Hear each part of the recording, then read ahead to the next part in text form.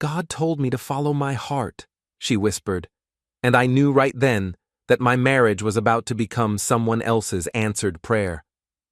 My name is Owen Tate, and I've been wiring houses for 15 years. I understand circuits, current flow, and what happens when you cross the wrong wires. What I didn't understand was how my wife Miriam could stand in our kitchen at 11:30 on a Tuesday night, suitcase in hand, and tell me that the Almighty had personally instructed her to abandon our 12-year marriage. What exactly did he say? I asked, setting down my coffee mug with the deliberate care of a man trying not to lose his mind. Did he send a text? Leave a voicemail? Miriam's face took on that serene expression she'd been practicing since joining Sanctuary Church 6 months ago. Don't mock what you don't understand, Owen. Pastor Victor says that God speaks to those who truly listen. Pastor Victor. There it was. I'd been waiting for his name to surface in this conversation, like a turd in a swimming pool. Victor Kress had arrived in our mid-sized southern city 8 months ago, bringing with him a mega-church mentality and enough charisma to fill the collection plates twice on Sundays. He was 42, looked like he'd stepped off a Christian book cover, and wore suits that cost more than I made in a month. So you're moving into the Commune, I said. Not really a question. The sanctuary provides housing for those called to deeper service. She'd rehearsed this speech.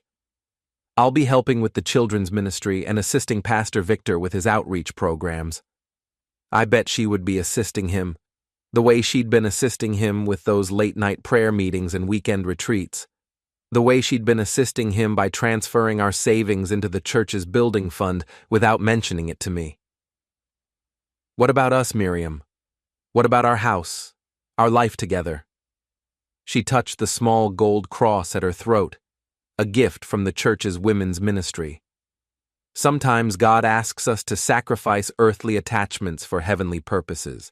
You could join me, Owen? Pastor Victor says there's always room for those willing to surrender their pride. Surrender my pride. Right. More like surrender my paycheck, my independence, and my ability to think for myself. I'd visited Sanctuary Church exactly 3 times, and each visit had felt like being trapped in a very expensive cult meeting. The congregation hung on Victor's every word, like he was broadcasting directly from the throne of God, and the way the women looked at him made me wonder if they thought he might be available for private consultations. I'm not joining anything, I said. This is our home. We built this together. I've prayed about this for weeks, Owen. God's will is clear. God's will. Funny how God's will always seemed to align perfectly with whatever Victor Kress wanted. I'd noticed that trend during my brief exposure to Sanctuary's theology. Miriam wheeled her suitcase toward the door, and I realized she was actually leaving. After 12 years of marriage, she was walking out because her pastor had convinced her that abandoning her husband was somehow holy. The church van is waiting, she said without looking back. Of course it was. They'd planned this whole thing, probably down to the exact words she'd use. I followed her to the front window and watched her climb into a white van with Sanctuary Church, following God's plan, painted on the side in gold letters. Through the windshield, I could see the driver. Young woman, blonde, probably one of Victor's devoted assistants. The van pulled away, taking my wife to her new life in the Commune, and I stood in my suddenly too quiet house, wondering what the hell had just happened. I'd met Miriam at a community college photography class 13 years ago. She was studying to be a teacher, and I was taking the class because the cute girl at the registration desk had recommended it. Miriam wasn't the cute girl at the registration desk, but she was something better. She was smart, funny, and had this way of seeing beauty in ordinary things that made me want to be a better man. We dated for 8 months before I proposed, and she said yes before I'd finished asking the question.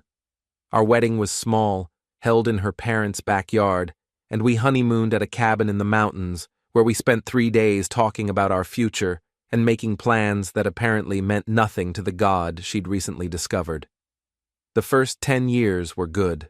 Not perfect, but good. We bought this house when it was barely more than a frame and spent weekends turning it into something that felt like home. Miriam taught second grade at the local elementary school, and I built my electrical contracting business from nothing into something respectable. We talked about having children someday, but someday never quite arrived, and eventually we stopped talking about it. Then her mother passed away last year, and Miriam started searching for something to fill the hole that grief had carved in her chest. She tried yoga, then book clubs, then volunteering at the animal shelter. None of it seemed to help until Bethany Morrison, her friend from work, invited her to visit Sanctuary Church. "It's different, Owen," she'd told me after her first service. "Pastor Victor really understands what people are going through. He speaks directly to your heart." I should have paid more attention to that comment. Should have asked what exactly he was saying to her heart during those increasingly frequent visits to the church. Should have noticed sooner that she was dressing differently, talking differently, and looking at me like I was somehow lacking in spiritual depth. But I was busy running my business, and I trusted her, trusted us, trusted that 12 years of marriage meant something more than a temporary inconvenience in God's grand plan for her life. Now I walked through our house, seeing it through new eyes. The furniture we'd picked out together, the photos on the walls, the coffee maker that had been a wedding gift from her aunt. Everything looked the same, but felt different, like props in a play that had suddenly changed scripts. I opened the refrigerator and found a casserole dish with a note taped to it. "For your dinner tomorrow, heat at 350 for 30 minutes, I'll pray for you. M." She'd made me a casserole. My wife had left me for her pastor, but she'd made sure I wouldn't go hungry. The thoughtfulness of it somehow made everything worse. My phone buzzed with a text message. For a moment, I hoped it might be Miriam, maybe coming to her senses, but it was from my brother Eli. "Heard about Miriam? Want to grab a beer?" Small towns. News traveled faster than electricity, and apparently my personal crisis was already making the rounds. I texted back, "Tomorrow, need to process this." I spent the rest of the night sitting in my living room, drinking coffee, and trying to understand how my marriage had become a casualty in Pastor Victor's holy war for the hearts and wallets of Sanctuary Church's congregation. By morning, I'd reached two conclusions. First, Miriam wasn't coming back anytime soon, and second, I needed to learn more about the man who'd convinced my wife that abandoning her husband was God's will. The next day, I drove past the Sanctuary Church complex on my way to a job site. The main building was impressive, all glass and steel with a parking lot that could accommodate half the city. Behind it, the residential buildings of the Commune rose like expensive apartment blocks, housing the faithful who'd chosen to live closer to God and Pastor Victor. Somewhere in there, my wife was starting her new life, probably convinced that she'd made a noble sacrifice for a higher purpose. And somewhere in there, Pastor Victor Kress was congratulating himself on acquiring another devoted follower. I pulled into the church parking lot and sat in my truck for a few minutes, studying the place that had stolen my wife. The morning sun reflected off the glass walls, making the building look like it was glowing. Very impressive. Very holy. Very expensive. A woman emerged from the main entrance, and I recognized her immediately. Lenore Kress, the pastor's wife. She was elegant in that untouchable way that came from years of being married to a man everyone else worshipped. Dark hair pulled back in a perfect bun, designer clothes that managed to look modest and expensive at the same time, and the kind of posture that suggested she'd never doubted her place in the world.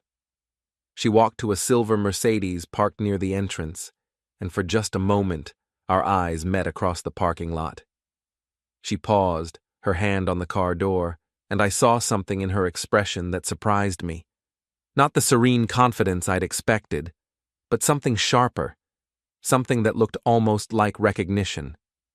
Then she got in her car and drove away, leaving me with the uncomfortable feeling that I wasn't the only person in this story who had questions about Pastor Victor's divine calling. I started my truck and headed to work, but I couldn't shake the image of Lenore Kress's face. There had been something in her eyes, something that suggested she knew more about her husband's ministry than she let on, something that made me wonder if I might not be fighting this battle alone. That afternoon, I got a call from Bethany Morrison, the woman who'd introduced Miriam to Sanctuary Church. Bethany was one of those people who collected other people's business like some folks collected stamps, and she always managed to sound concerned while delivering information that felt more like gossip. "Owen, honey, I heard about Miriam moving to the Commune. I just want you to know that we're all praying for you both." "Thanks, Bethany. I appreciate that." You know, Pastor Victor has such a gift for helping people find their true calling. Some of the women in our Bible study group have been so blessed by his personal guidance sessions. Personal guidance sessions. The way she said it made my skin crawl. "I'm sure they have," I said. "Miriam is so fortunate to be chosen for such close ministry work. Pastor Victor doesn't invite just anyone to join the inner circle." Inner circle. Every word out of Bethany's mouth was making this sound worse. "Bethany, can I ask you something?" "Of course, honey." "How many married women has Pastor Victor invited into this inner circle?" There was a pause, and when she spoke again, her voice had lost some of its chirpy enthusiasm. "Well, I wouldn't know about all of that. Pastor Victor's calling is between him and God." Right. Between him and God. After I hung up, I sat in my truck outside the job site and tried to process what I'd just heard. Personal guidance sessions, inner circle, close ministry work. It all sounded like code for something that had nothing to do with salvation and everything to do with a charismatic man taking advantage of vulnerable women. But I needed proof. I needed to understand exactly what was happening at Sanctuary Church before I could figure out how to get my wife back. Or if I even wanted her back, depending on what I discovered. That evening, I called Eli and asked him to meet me at Murphy's Tavern, a dive bar on the edge of town that served decent burgers and minded its own business. Eli was 3 years older than me, built like a linebacker, and had the kind of straightforward personality that cut through nonsense like a circular saw through plywood. "So she just left?" he asked after I'd explained the situation. Packed a bag and walked out. Said God told her to follow her heart. And her heart led her straight to the preacher man's compound. "Looks that way." Eli took a long pull from his beer and shook his head. "You know what this sounds like to me? Sounds like this Victor character is running some kind of scam, and Miriam got caught up in it. That's what I'm thinking, but I need to prove it." "What kind of proof?" "I don't know yet. Financial records, maybe. Evidence that he's taking advantage of the women in his congregation. Something that would make the church board take a closer look at their golden boy." "You think the church board doesn't already know?" That was a good question. How much did the leadership at Sanctuary Church know about their pastor's extracurricular activities? Were they complicit, or were they being fooled just like everyone else? "I think I need to find out," I said. Eli grinned, and I recognized the expression. It was the same look he'd worn when we were kids, and he was about to suggest something that would probably get us in trouble but might be worth it. "Sounds like you need an inside man," he said. "What are you thinking?" "I'm thinking maybe it's time for me to get religion. Find Jesus, turn my life around, maybe even consider joining a nice church community where I can grow closer to God and Pastor Victor." The idea was crazy enough to work.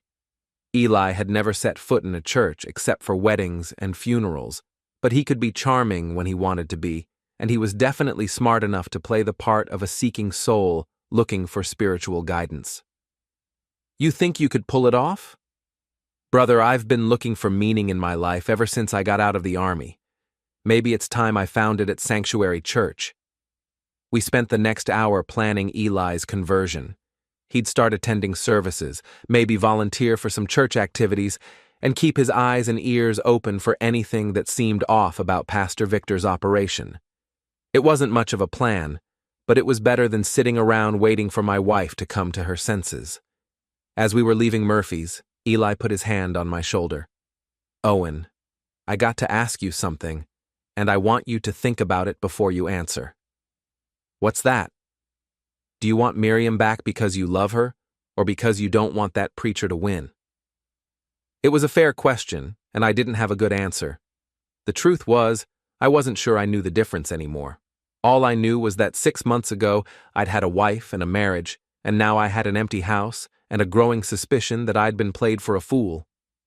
I guess I'll figure that out when this is over, I said. Fair enough. But Owen, whatever we find out about this Victor character, whatever we prove or don't prove, you gotta promise me something. What's that? Promise me you won't let this destroy you. Miriam made her choice, and maybe it was the wrong choice, but it was still her choice. Don't let her bad decision ruin your life. I promised him I wouldn't, but as I drove home to my empty house, I wondered if it was already too late for that. The woman I'd married 13 years ago wouldn't have left me for a preacher with good hair and a silver tongue. But people change, and maybe the Miriam I'd fallen in love with was already gone, replaced by someone I didn't recognize. The next morning, I woke up to find an envelope slipped under my front door. No postmark, no return address, just my name written in careful handwriting across expensive-looking paper. Inside was a single sheet of matching paper with a brief message. Mr. Tate, I believe we may have something to discuss. If you're interested in learning more about your wife's new spiritual advisor, meet me at Riverside Park tomorrow at 2 p.m. Come alone. A friend. I read the note 3 times, trying to figure out who might have sent it. The handwriting was feminine, educated, and somehow familiar. Then it hit me. I'd seen similar handwriting on the church bulletin board during one of my visits to Sanctuary Church. Elegant script announcing various church activities and ministry opportunities. Lenore Kress. The pastor's wife wanted to meet with me, and something told me it wasn't to invite me to join the congregation. I spent the rest of the day trying to focus on work, but my mind kept drifting back to the note. What did Lenore know about her husband's ministry that she couldn't say openly? And why was she reaching out to me? The next afternoon, I arrived at Riverside Park 15 minutes early and found a bench with a clear view of the walking paths. The park was mostly empty except for a few joggers and an elderly man feeding ducks at the pond. At exactly 2 o'clock, I saw Lenore Kress walking toward me, dressed in dark jeans and a simple sweater that probably cost more than my monthly mortgage payment. She sat down on the other end of the bench, maintaining a careful distance, and for a moment we both stared out at the water without speaking. "Thank you for coming," she said finally. "Thank you for the mysterious note. Very cloak and dagger." She almost smiled. "I wasn't sure you'd be interested in what I have to say." "Lady, at this point, I'm interested in anything that might help me understand what happened to my marriage. Your marriage ended the same way several others have ended over the past few years. My husband has a gift for identifying vulnerable women and convincing them that leaving their families is God's will." The bluntness of her statement caught me off guard. I'd expected denials, deflection, maybe some attempt to defend her husband's reputation. Instead, she was confirming my worst suspicions. "How many others?" I asked.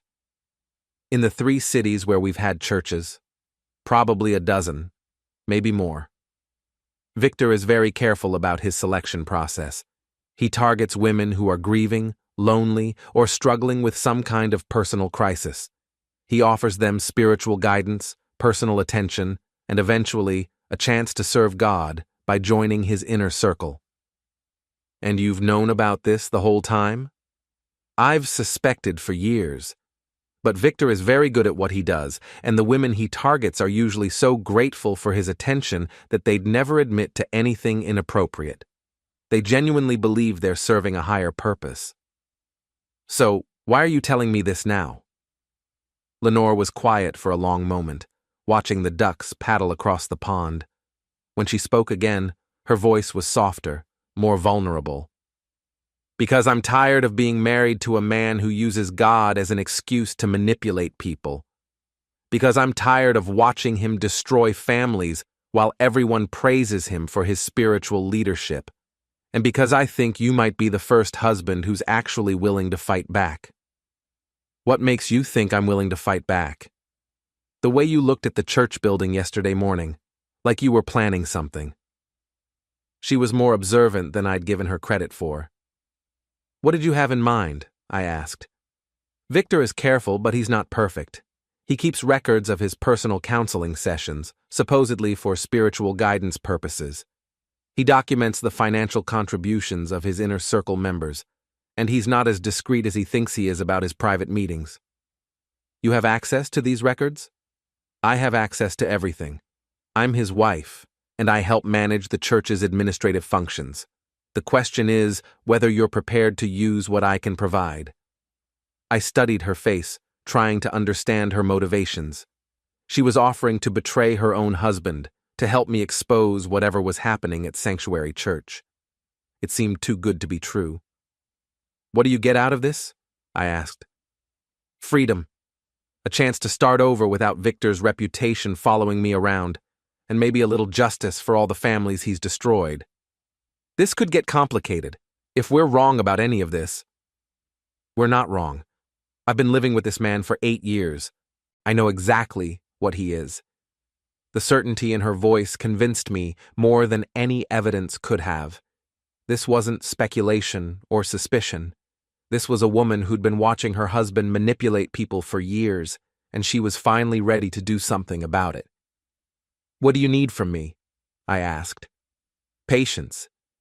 Victor is planning something big for next month, some kind of special revival service.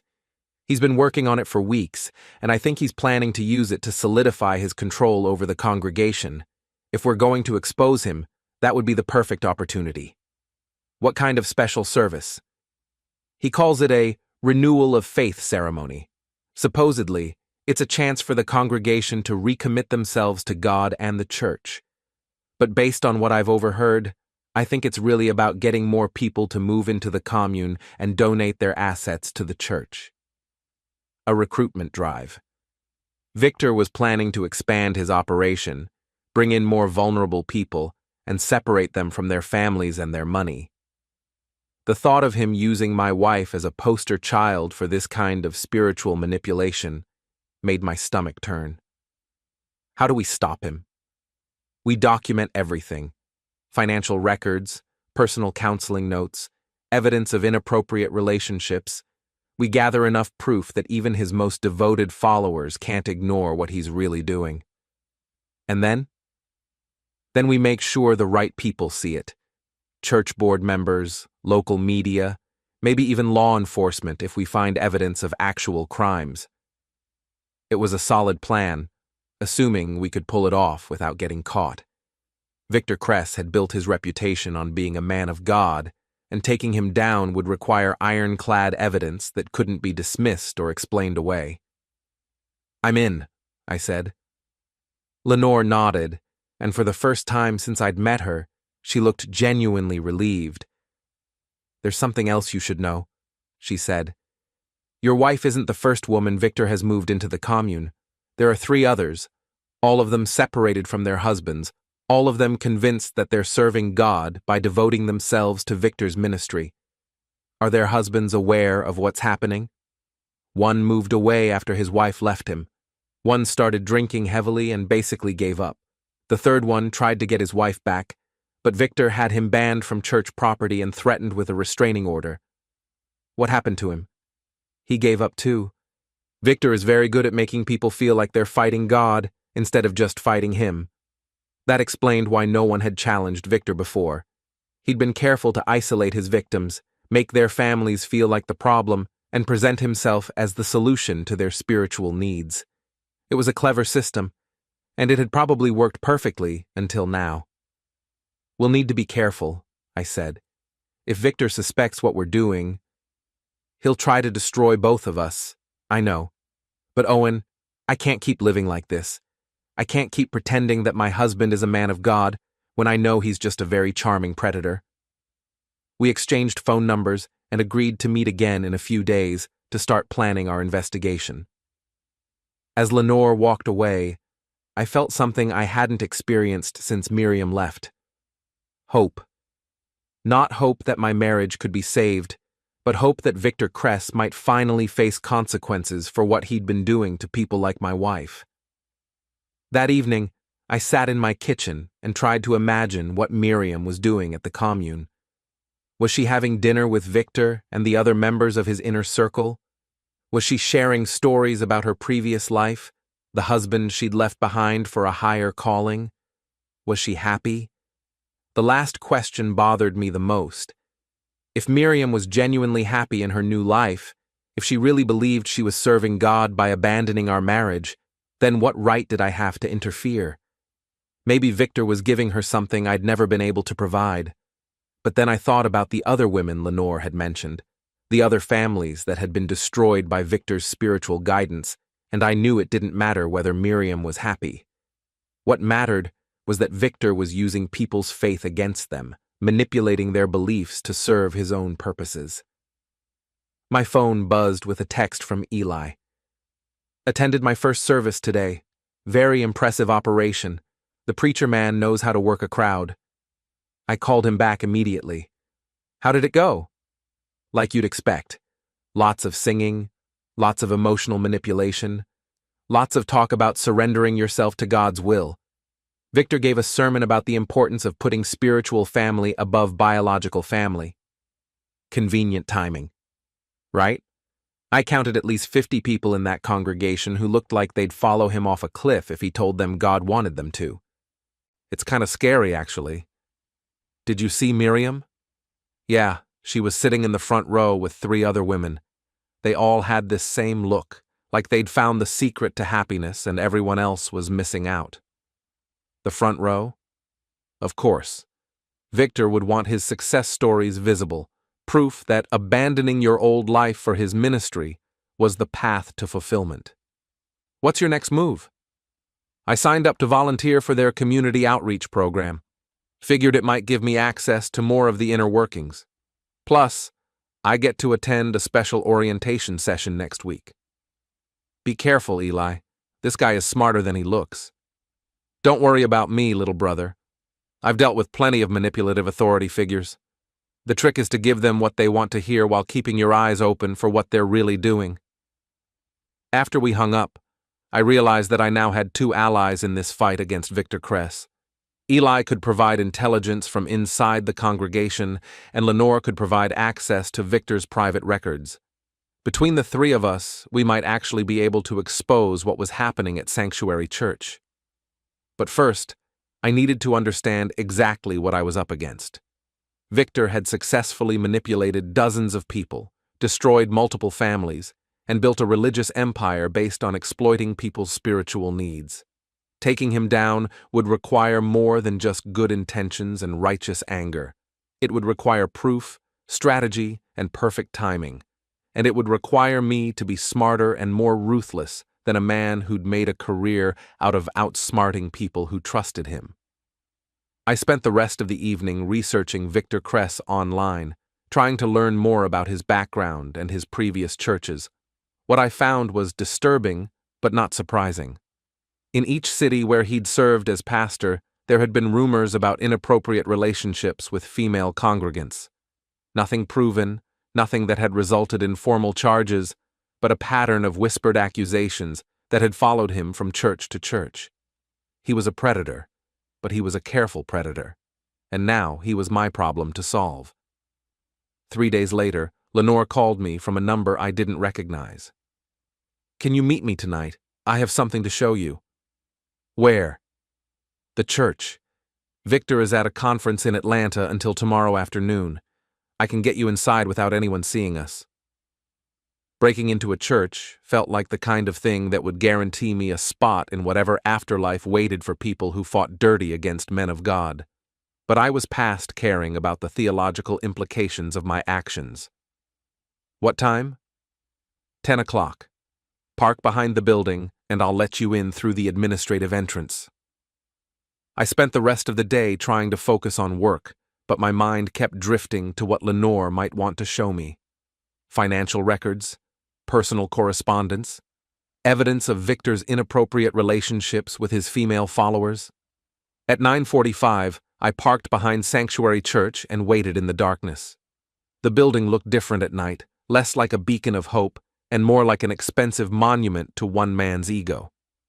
The residential buildings of the commune rose behind it, lit windows suggesting that Victor's followers were settling in for another evening of communal living and spiritual devotion. Lenore appeared at the administrative entrance exactly at 10, dressed in dark clothes and looking like she'd done this before.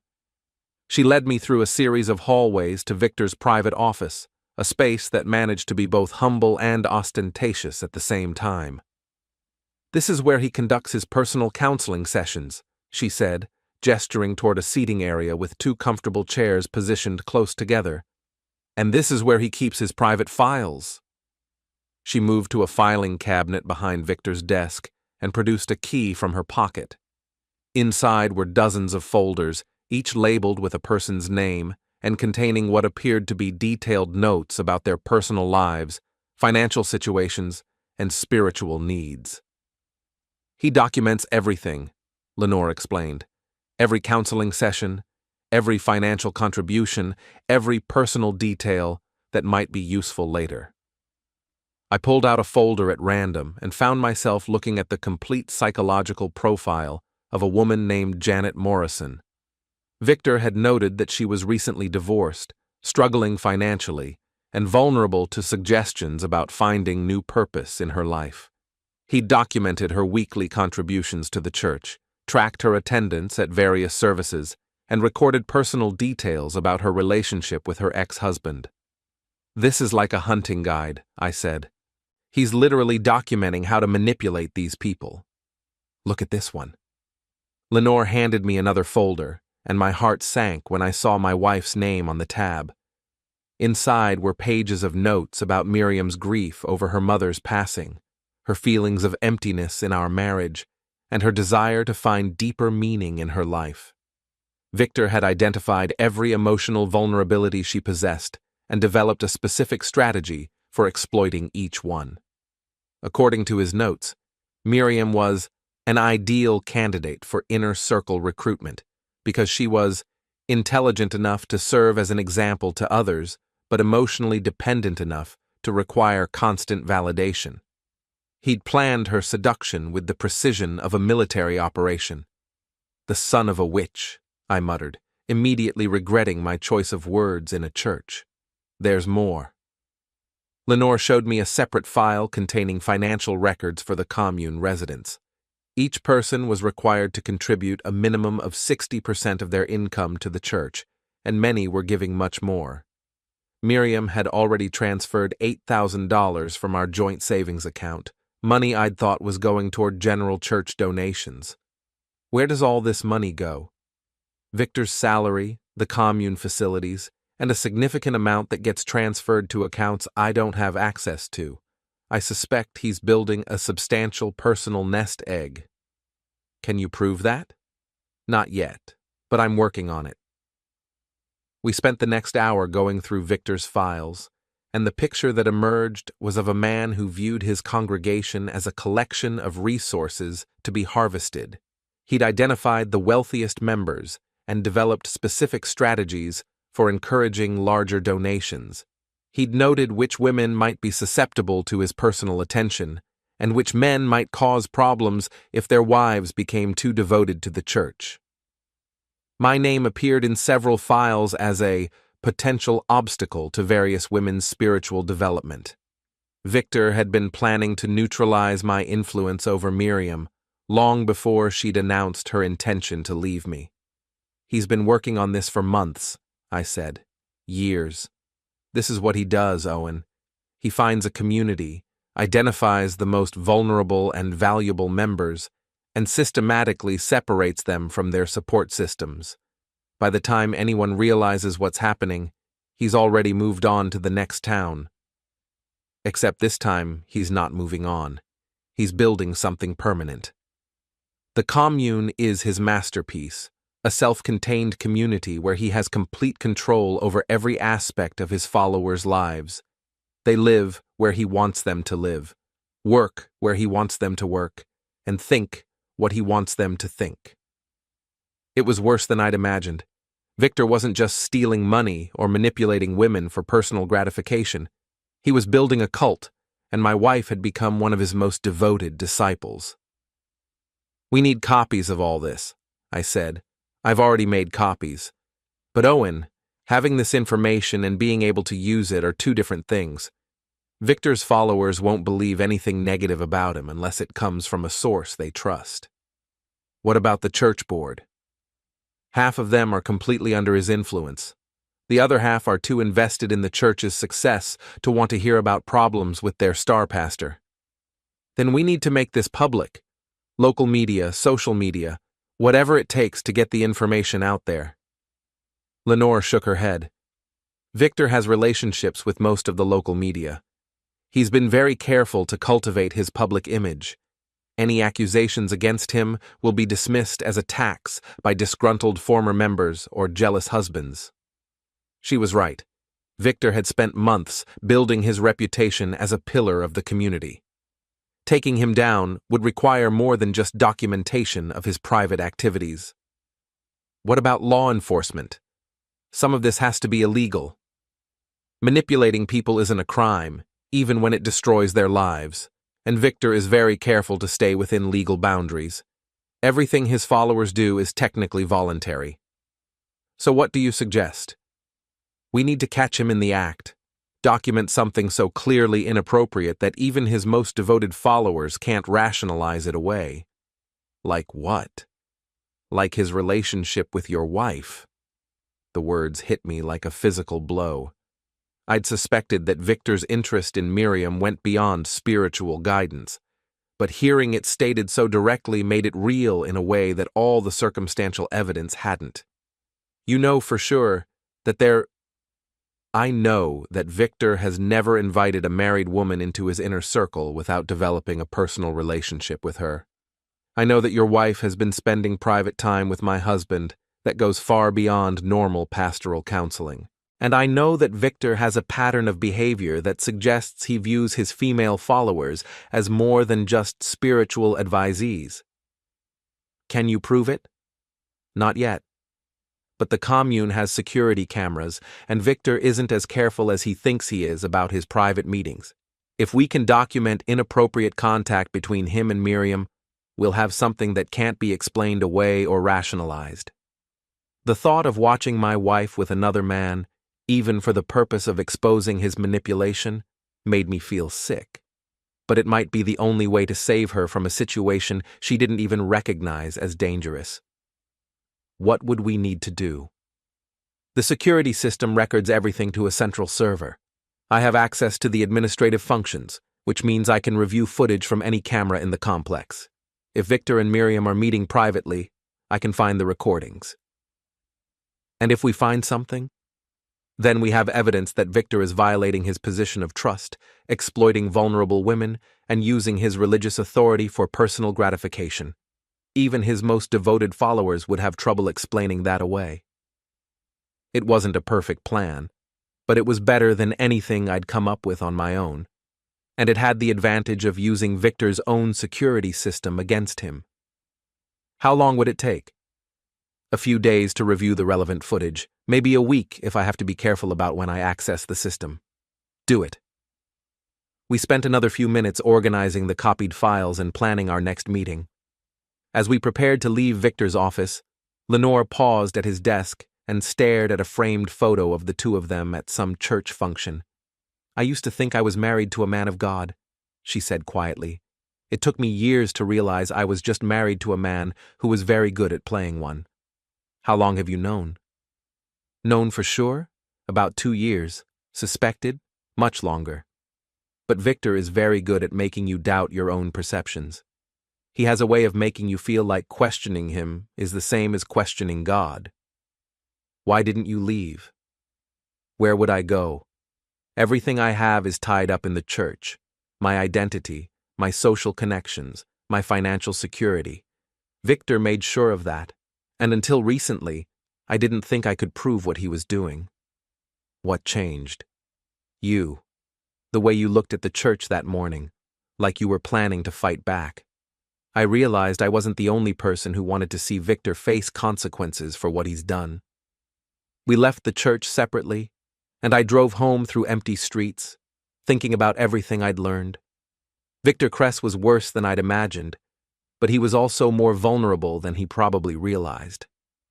His obsession with documentation meant that evidence of his activities existed, and his arrogance had made him careless about covering his tracks. The next morning, I got a text from Eli. Attended the volunteer orientation last night. Very interesting group of people. The preacher man has quite a system. I called him during my lunch break.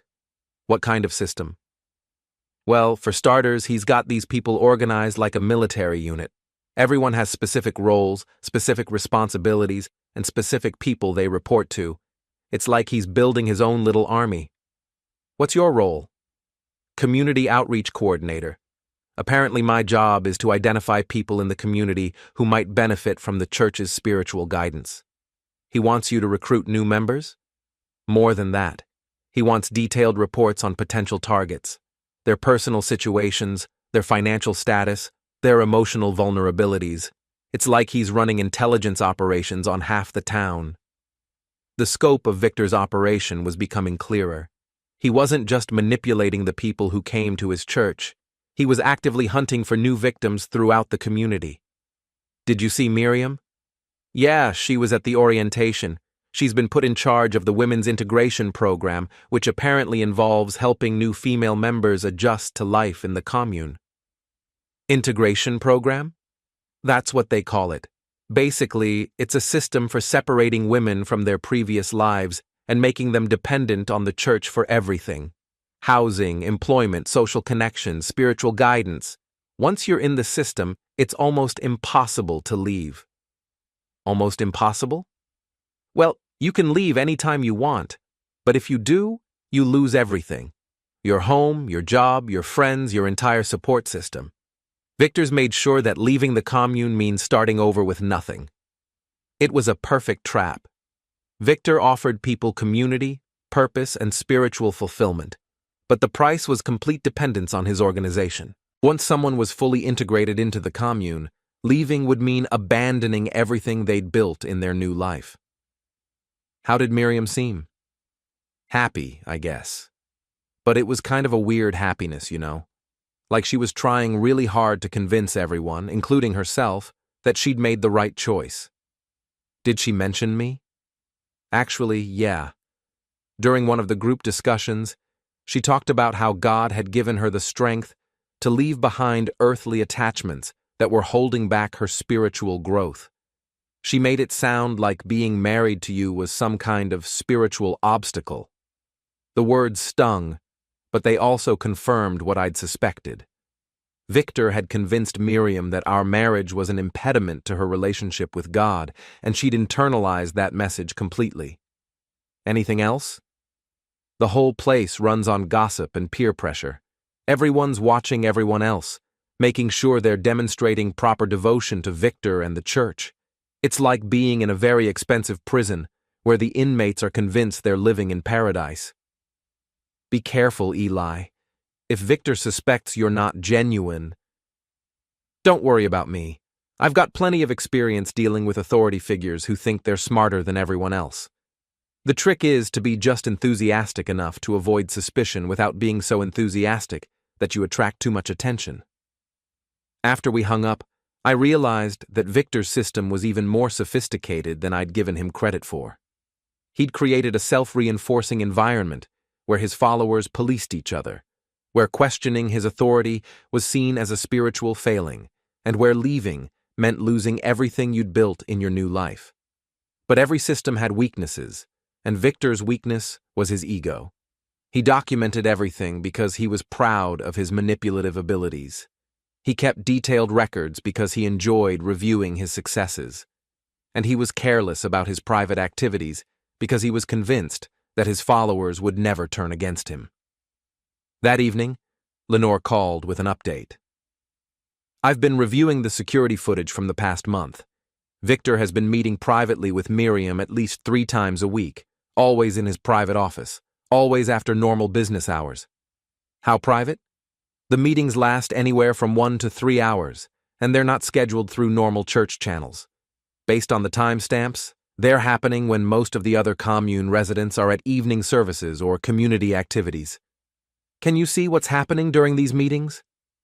The camera angle doesn't show everything, but I can see enough to know that these aren't normal counseling sessions. There's a lot of physical contact, and the body language suggests a level of intimacy that goes far beyond pastoral care. Physical contact? Hand-holding, embracing, sitting very close together.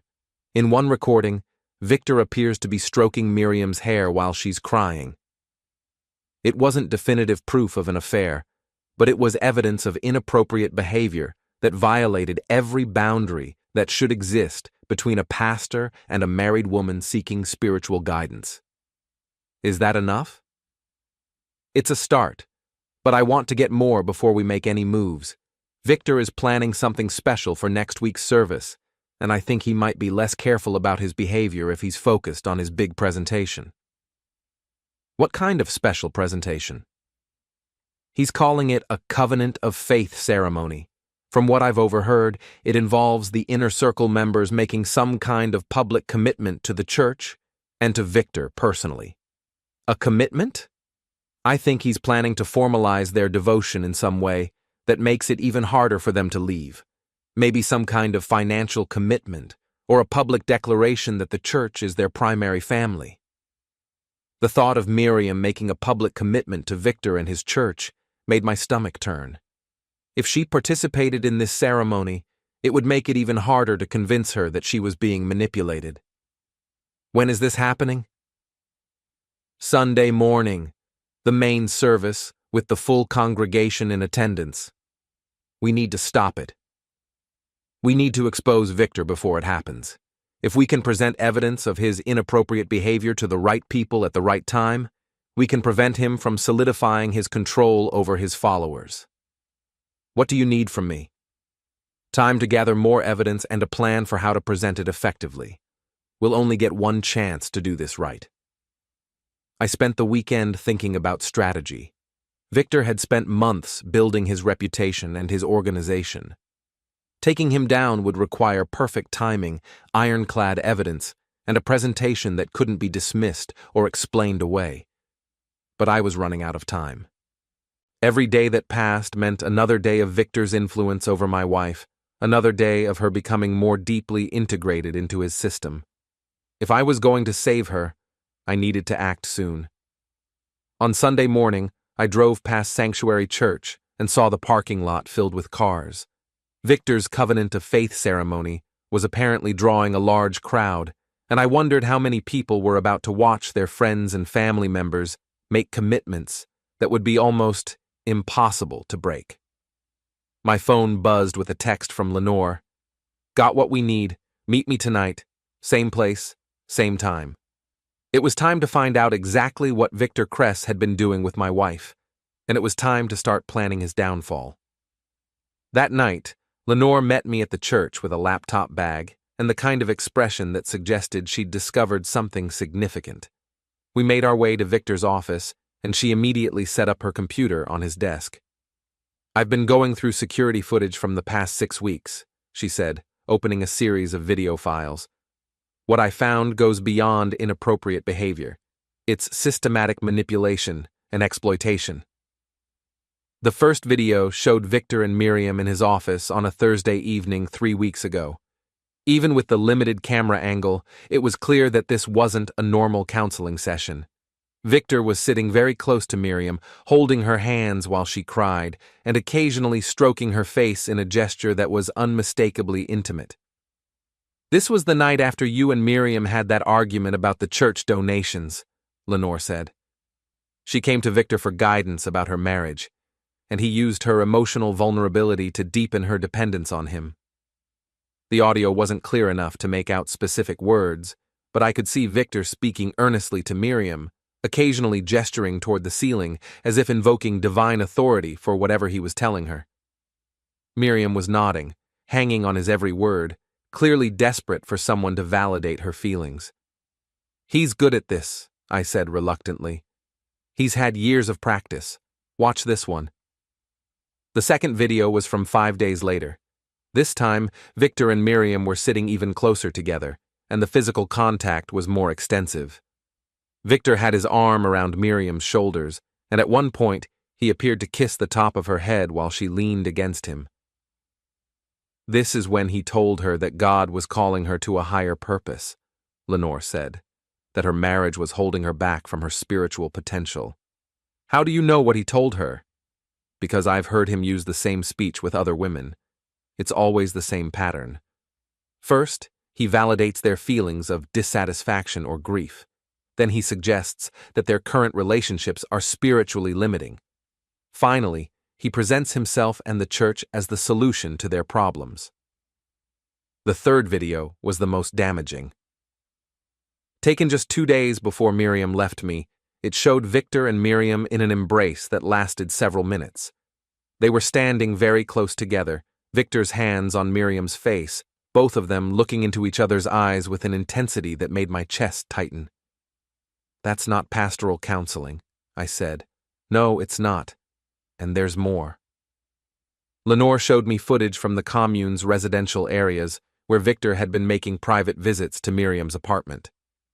The timestamps showed that these visits often lasted several hours and occurred late at night when other residents would be asleep.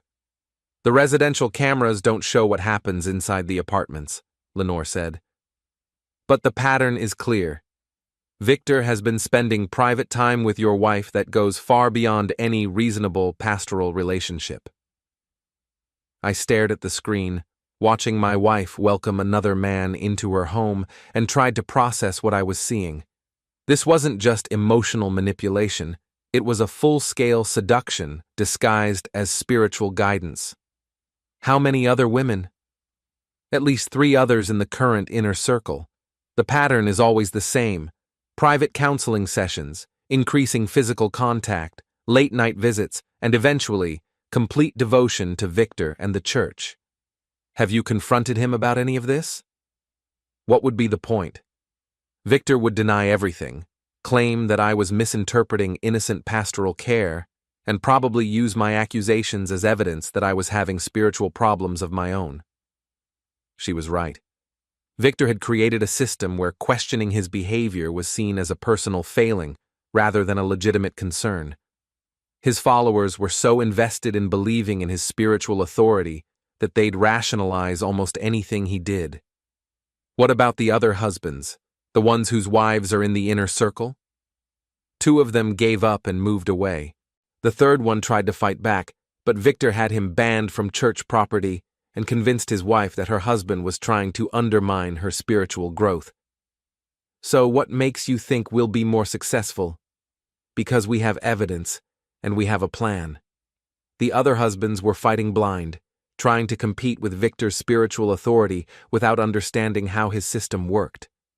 We know exactly what he's doing and how he's doing it. Lenore closed the laptop and pulled out a folder containing printed screenshots from the security footage, along with copies of Victor's counseling notes and financial records. "This is everything we need to expose him," she said.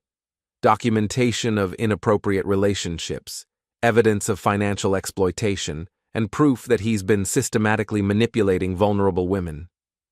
What's our next move?" "The Covenant of Faith ceremony is this Sunday.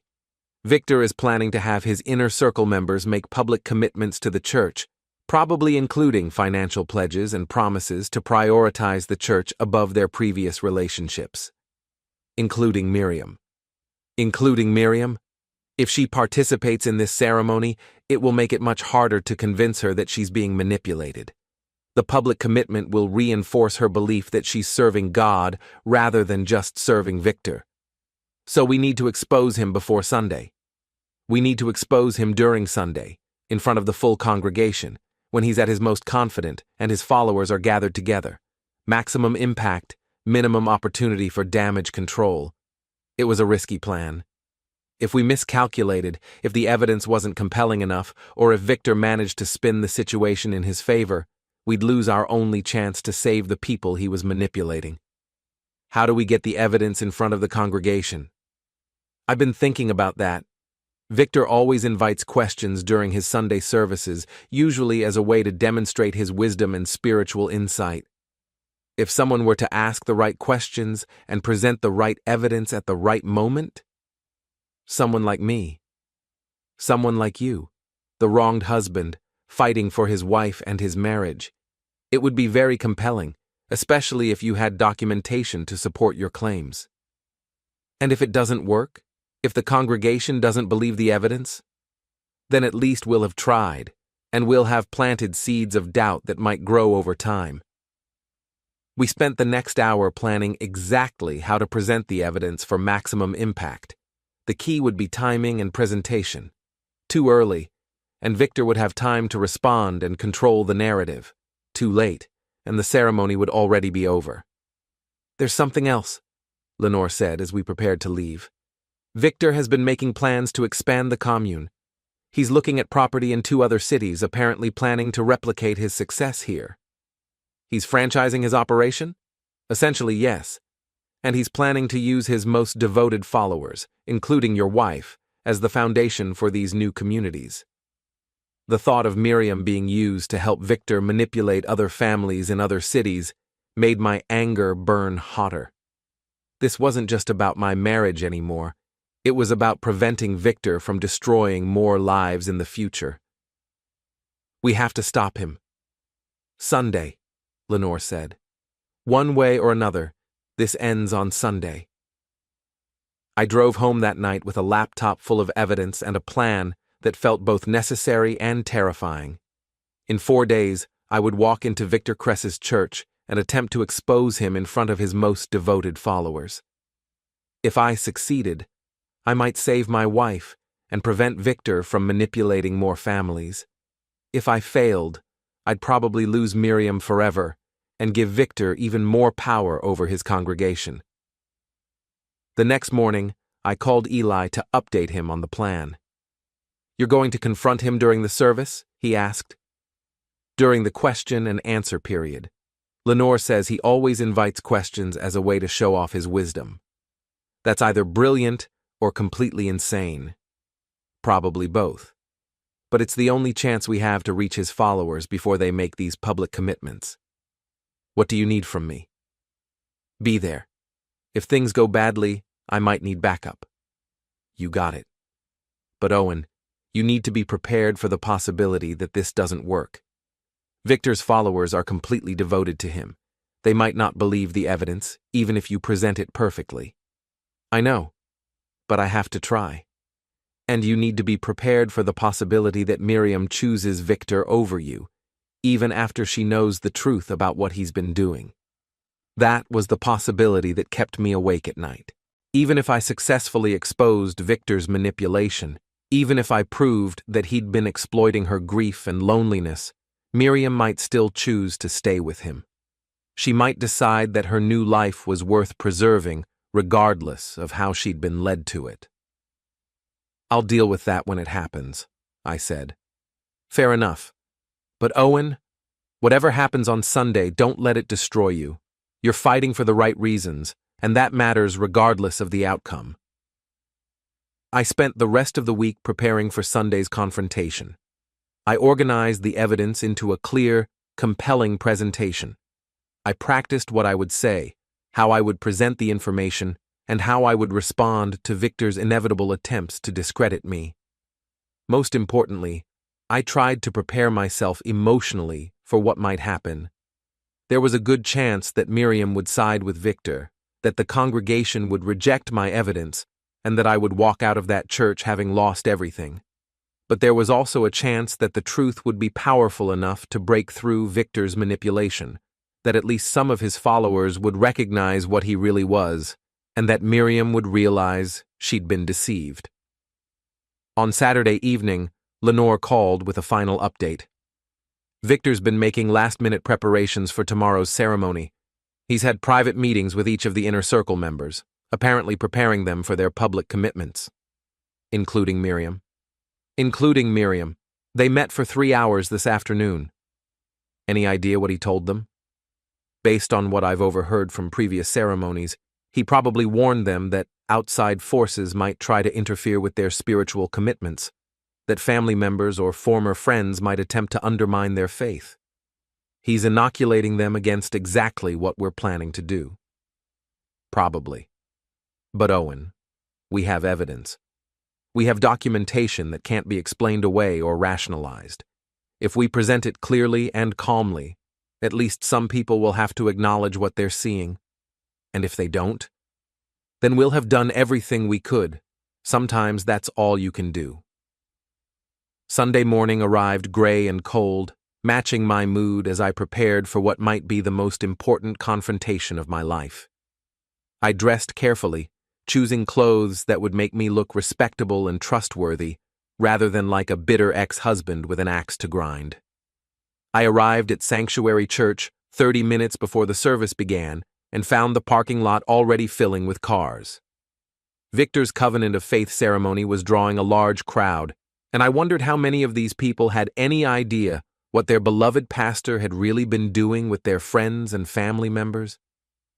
Inside, the sanctuary was decorated with banners proclaiming themes of commitment, devotion, and spiritual family. The inner circle members, including Miriam, were seated in the front row, all of them dressed in white, as if they were participating in some kind of baptism or wedding ceremony. Miriam looked radiant, happier than I'd seen her in months. She was sitting between two other women from the inner circle, all of them chatting excitedly about the ceremony they were about to participate in. If I hadn't known what I knew about Victor's manipulation, I might have thought she looked genuinely fulfilled. I found a seat in the middle of the sanctuary, close enough to be visible, but far enough back to avoid drawing immediate attention. Eli was sitting a few rows behind me, and Lenore was in her usual spot in the front section reserved for church leadership. At exactly 11 o'clock, Victor took the stage, and the congregation erupted in applause. He looked every inch the successful pastor, perfectly groomed, expensively dressed, radiating confidence and charisma. "Good morning, Sanctuary family," he said, his voice carrying easily through the sound system. "Today is a very special day, a day when some of our most devoted members will make public commitments to God and to this church community." The congregation applauded again, and I saw Miriam beaming with pride. She genuinely believed she was about to do something holy, something that would deepen her relationship with God and strengthen her spiritual community. Victor spent the first 30 minutes of the service building up to the ceremony, talking about the importance of commitment, the blessings that came from putting God first, and the spiritual family that awaited those who were willing to surrender their earthly attachments. It was a masterful performance, and I could see why so many people found him compelling. He spoke with absolute conviction, as if every word came directly from divine inspiration, and he had a gift for making each person in the audience feel like he was speaking directly to them. Then came the ceremony itself. One by one, the inner circle members stood up and made public declarations of their commitment to the church.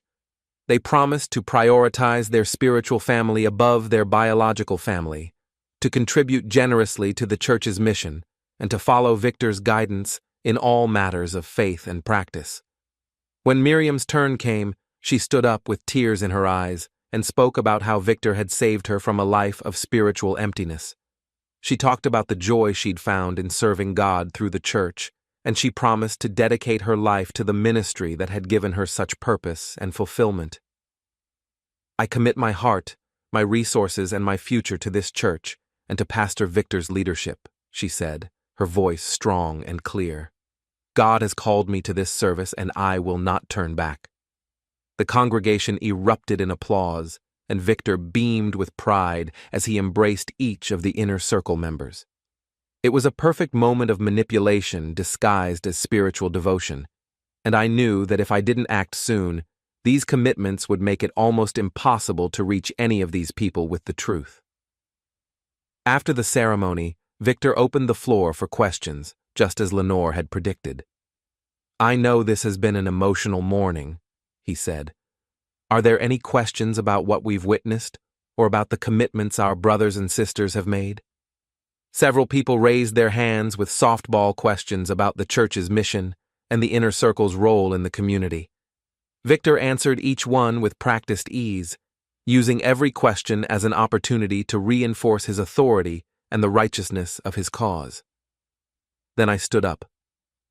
"Pastor Victor," I said, my voice carrying clearly through the sanctuary, "I have a question about the nature of pastoral counseling and appropriate boundaries between church leaders and their congregants." The sanctuary went quiet, and I could feel hundreds of eyes turning toward me. Victor's expression didn't change, but I saw something flicker in his eyes that might have been recognition or concern. "Of course," he said smoothly. "What would you like to know?" I pulled out the folder containing the evidence Lenore and I had gathered, and I saw Victor's eyes narrow slightly as he recognized what I was holding. "I'd like to know how you justify conducting private counseling sessions with married women that last several hours and involve extensive physical contact," I said. "And I'd like to know how you justify making late-night visits to the apartments of women whose husbands are not present." The sanctuary erupted in murmurs, and I saw several people turning to look at each other with confusion and concern. Victor raised his hand for silence, and when he spoke, his voice was calm but firm. "Brother, I can see that you're struggling with some difficult emotions, but this is neither the time nor the place for unfounded accusations against God's servant." "They're not unfounded," I said, opening the folder and holding up the printed screenshots from the security footage. "I have documentation of inappropriate behavior between you and my wife, Miriam Tate, as well as evidence of similar behavior with other women in your inner circle." The murmurs grew louder, and I saw Miriam's face go pale as she realized what was happening. Victor's expression remained calm, but I could see the calculation in his eyes as he tried to figure out how to handle this unexpected challenge to his authority. "Brother Tate," he said, and the fact that he knew my name confirmed that he'd been planning for this possibility.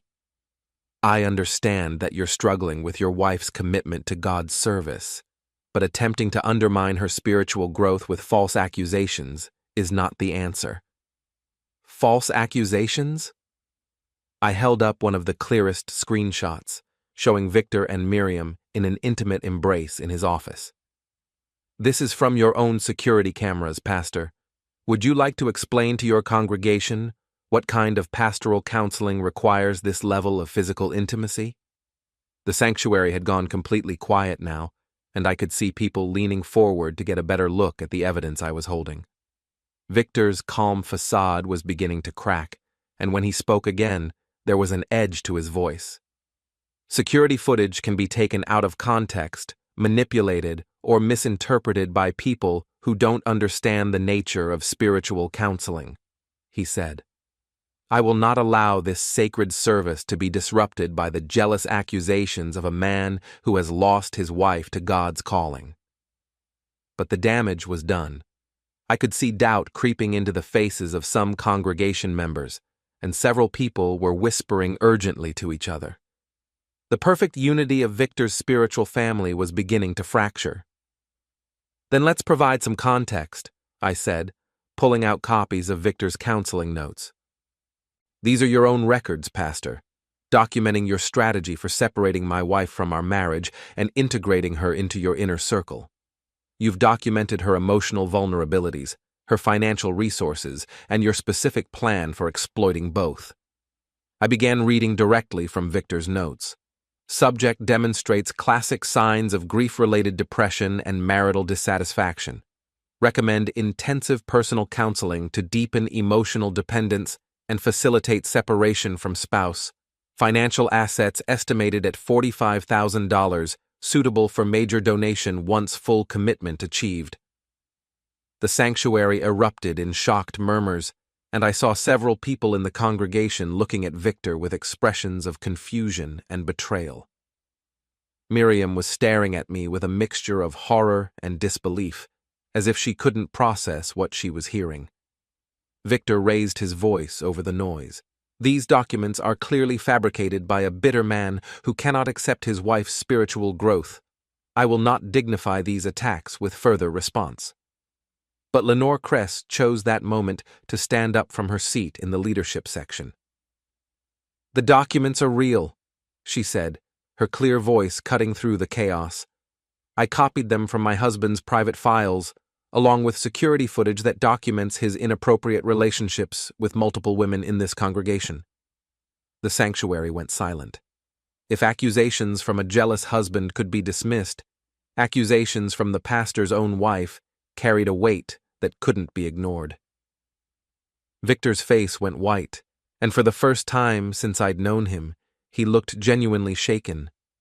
"Lenore," he said, his voice tight with barely controlled anger, "you're clearly having some kind of emotional breakdown. Perhaps we should discuss this privately." "I'm not having an emotional breakdown, Victor.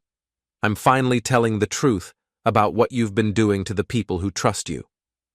Lenore walked to the front of the sanctuary, and I saw her pull out her own folder of evidence. "For the past 8 years, I've watched my husband systematically manipulate vulnerable women, destroy marriages, and exploit people's faith for his own gratification," she said. "I have documentation of his methods, recordings of his private meetings, and evidence of financial exploitation that goes back years." The congregation was in chaos now, with people talking loudly, some standing up to get a better view, and others heading for the exits. The inner circle members, including Miriam, were huddled together in the front row, looking like their world was collapsing around them. Victor tried to regain control. "This is clearly a coordinated attack by people who cannot accept God's work in this church," he said, his voice rising above the noise. "I will not allow Satan to use their bitterness to undermine what we've built here." But it was too late. The spell was broken. People were looking at the evidence, talking to each other, and asking questions that Victor couldn't answer without admitting to behavior that contradicted everything he'd taught them about spiritual leadership. I saw Miriam stand up from the front row, her face a mask of confusion and betrayal. She looked at Victor, then at me, then at the evidence in my hands, as if she was trying to reconcile what she was seeing with everything she'd believed about her spiritual journey. "Is it true?" she asked, her voice barely audible over the chaos in the sanctuary. "Victor, is what they're saying true?" Victor looked at her with an expression that was part desperation and part calculation, and I realized he was trying to figure out whether he could still salvage his hold over his most devoted followers. "Miriam, you know what we have together," he said. "You know that God brought us together for a purpose. Don't let their lies destroy what he has built." It was exactly the wrong thing to say. By acknowledging that they had something together, Victor was confirming the inappropriate nature of their relationship in front of the entire congregation. Miriam's face crumpled, and I saw the moment when she realized that everything she'd believed about her spiritual calling had been built on lies and manipulation. "Oh God," she whispered. "Oh God, what have I done?" The sanctuary was in complete chaos now. Some people were demanding answers from Victor. Others were comforting the inner circle members who were clearly devastated by the revelations, and still others were simply leaving, apparently unable to process what they'd witnessed. Victor made one last attempt to regain control. "This service is over," he announced. "I will not allow God's house to be defiled by these false accusations. Those who wish to continue in faith and fellowship are welcome to join me in the conference room for prayer and guidance." But only a handful of people followed him out of the sanctuary. The rest remained behind, talking in small groups, examining the evidence, and trying to understand how their beloved pastor had been deceiving them. I made my way to the front row, where Miriam was sitting alone, crying quietly. The other inner circle members had dispersed, apparently too shocked and embarrassed to face the congregation that had just witnessed their humiliation. "Miriam," I said softly. She looked up at me with red-rimmed eyes. "How long have you known?"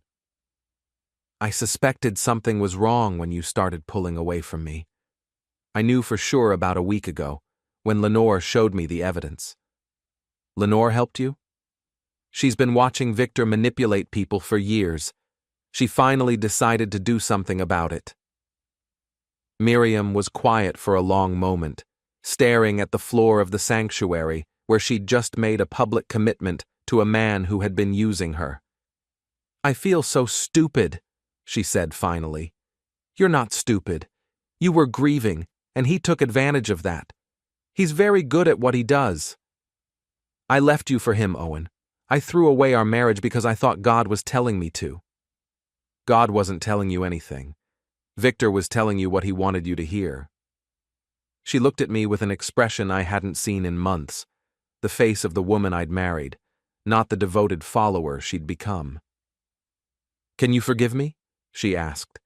It was the question I'd been dreading and hoping for in equal measure. Could I forgive her for leaving me, for choosing another man, for believing his lies over our 12 years of marriage? "I don't know," I said honestly, "but I'd like to try." She nodded, tears streaming down her face. "I don't know if I can forgive myself. That's something we'll have to work on together."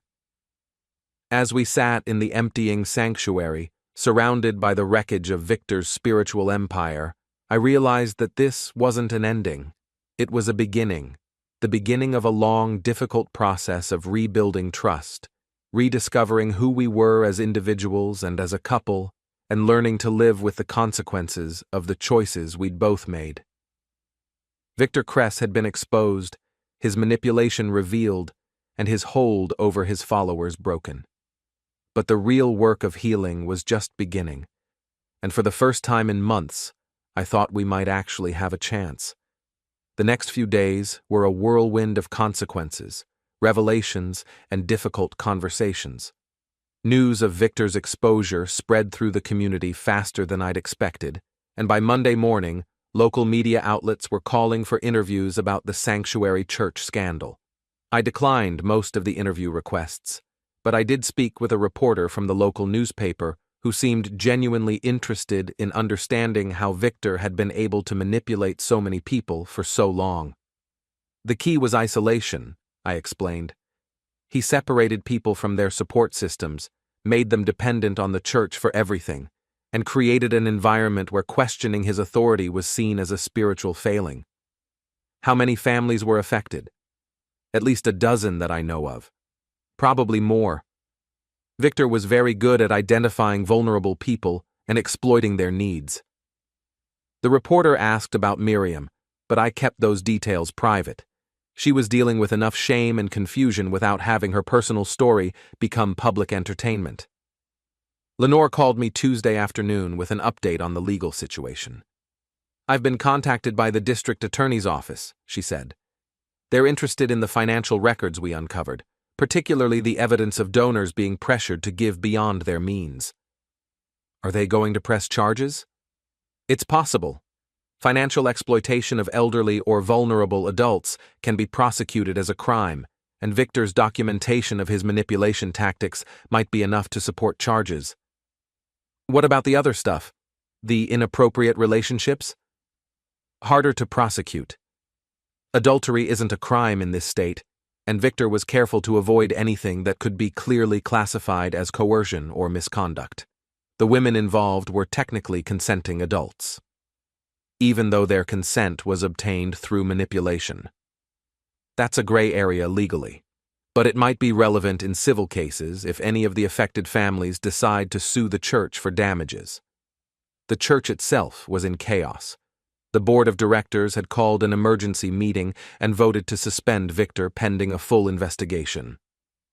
About half the congregation had stopped attending services, and several major donors had withdrawn their support pending resolution of the scandal. What about the Commune residents?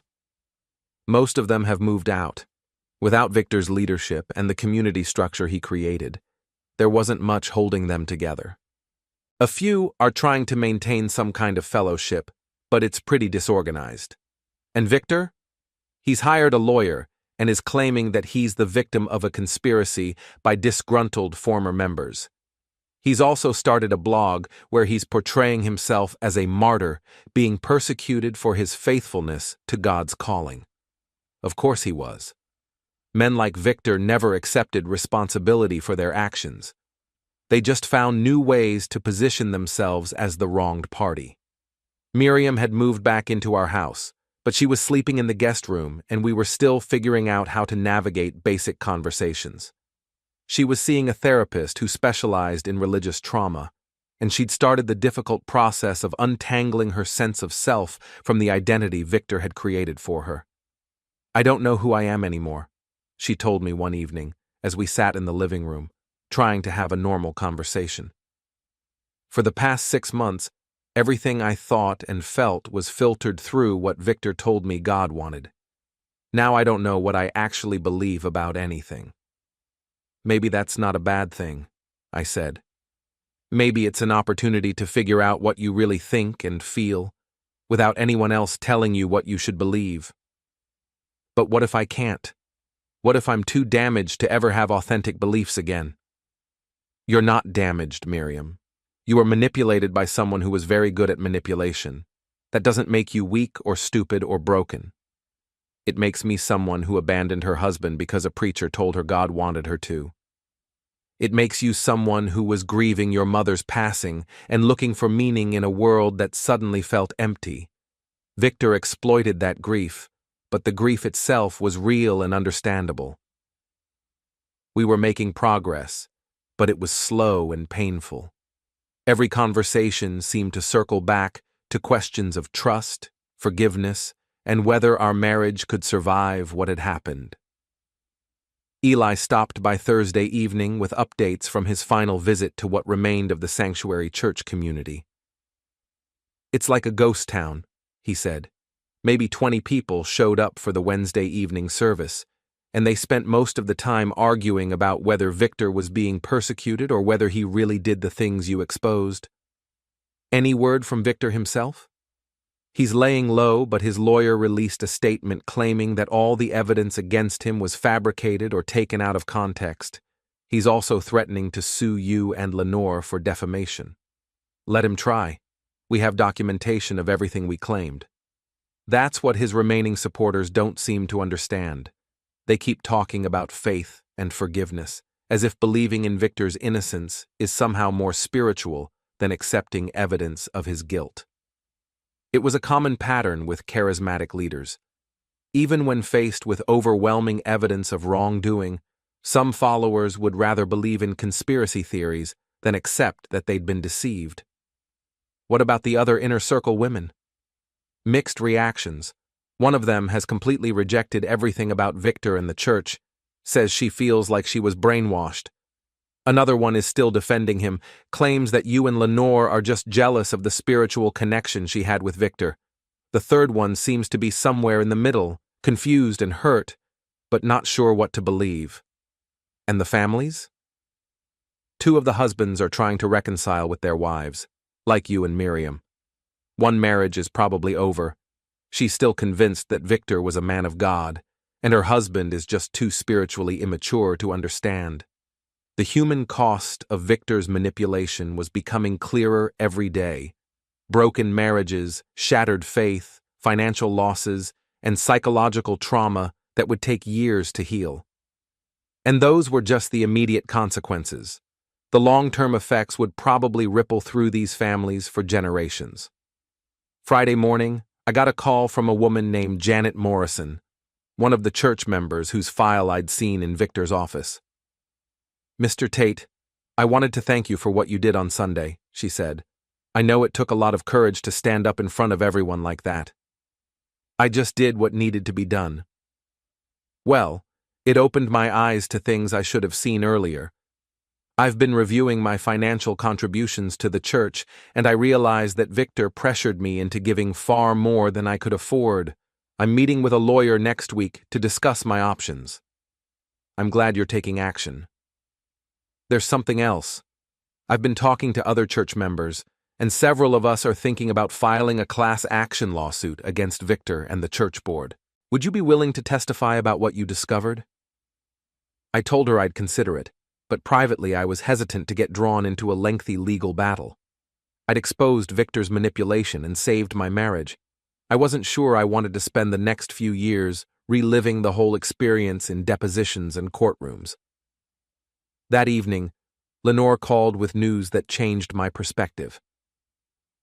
"Victor's planning a comeback," she said. "He's been meeting with some of his most devoted followers, and they're talking about starting a new church in another city." "He's going to do this again?" "Apparently. He's positioning the whole scandal as a test of faith, claiming that God allowed him to be persecuted so that his true followers could be separated from the false ones." "And people are buying that?" "About a dozen families, from what I can tell.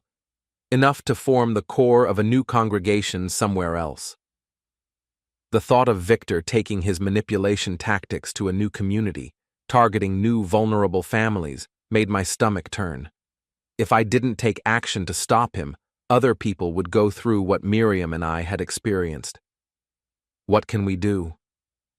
The legal system is our best option. If Victor is facing criminal charges or civil lawsuits, it will be much harder for him to convince people that he's a victim of religious persecution. Then I'm in. Whatever Janet Morrison and the others need from me, they can have it. That night, I talked to Miriam about the decision to pursue legal action against Victor. "Are you prepared for what that means?" she asked. "Months or years of legal proceedings, having our private life examined by lawyers and possibly presented in court? Are you prepared for Victor to do this to other families in other cities?" She was quiet for a long moment. "No. I can't live with the knowledge that other people might go through what we went through because I was too embarrassed to help stop him." "So we're agreed?" "We're agreed. But Owen, I need you to know that this might be really difficult for me. Having to relive everything that happened, having to testify about my relationship with Victor. We'll get through it together." Together? It was the first time either of us had used that word since she'd moved back into the house. "Together," I confirmed. The legal process was indeed lengthy and complicated. Victor was eventually charged with financial exploitation of vulnerable adults based on evidence that he'd pressured elderly and grieving church members to donate beyond their means. The civil lawsuit took even longer, but eventually resulted in a settlement that provided some financial compensation to the families who'd been most severely affected by his manipulation. Victor never admitted wrongdoing, but he also never started another church. The legal costs and negative publicity made it impossible for him to rebuild his religious empire. And last I heard, he was working as a motivational speaker in another state, still claiming that he'd been the victim of religious persecution. Lenore divorced him and moved to another city, where she started working with an organization that helps people recover from religious trauma. She and I stayed in touch occasionally, bonded by our shared experience of taking down a manipulative predator. The most important outcome, though, was what happened to my marriage. It took almost 2 years of counseling, countless difficult conversations, and a lot of patience from both of us. But Miriam and I eventually found our way back to each other. We're different people now than we were before Victor entered our lives. Miriam is more cautious about authority figures and more skeptical of anyone who claims to speak for God. I'm more aware of how grief and vulnerability can make people susceptible to manipulation. But we're also stronger in some ways. We've been through the worst thing that could happen to our marriage and survived it. We've learned to communicate more honestly, to trust each other more deeply, and to value what we have together. Miriam still struggles sometimes with guilt and shame about what happened. She still has nightmares occasionally about the period when she was under Victor's influence. But she's also become an advocate for other people who've experienced religious manipulation, and she's found meaning in helping others recognize and escape similar situations. As for me, I learned that sometimes fighting for your marriage means fighting against forces much larger than just relationship problems. Sometimes it means exposing corruption, challenging authority, and taking risks that feel way beyond your capabilities. But I also learned that you don't have to fight alone. Lenore's courage in confronting her own husband made all the difference in our ability to expose Victor's manipulation. Eli's loyalty and support gave me the strength to keep going when the situation seemed hopeless. And ultimately, I learned that love isn't just about feelings, it's about actions. It's about being willing to fight for someone even when they can't fight for themselves. It's about refusing to give up on what matters, even when giving up would be easier. Victor Kress tried to destroy my marriage by convincing my wife that God wanted her to abandon me for a higher calling. In the end, exposing his lies and manipulation didn't just save my marriage. It revealed what real love actually looks like. It looks like refusing to let someone you care about be destroyed by a predator, even when they can't see the danger themselves. It looks like taking risks to protect people who are vulnerable, even when those risks might cost you everything. And sometimes, if you're very lucky, it looks like getting a second chance to build something better than what you had before. The story could have ended with Victor's exposure and Miriam's return home. But the real story was what came after. The slow, difficult, ultimately rewarding work of rebuilding trust, rediscovering love, and learning to be grateful for what we'd almost lost. That work continues every day, and I wouldn't trade it for anything.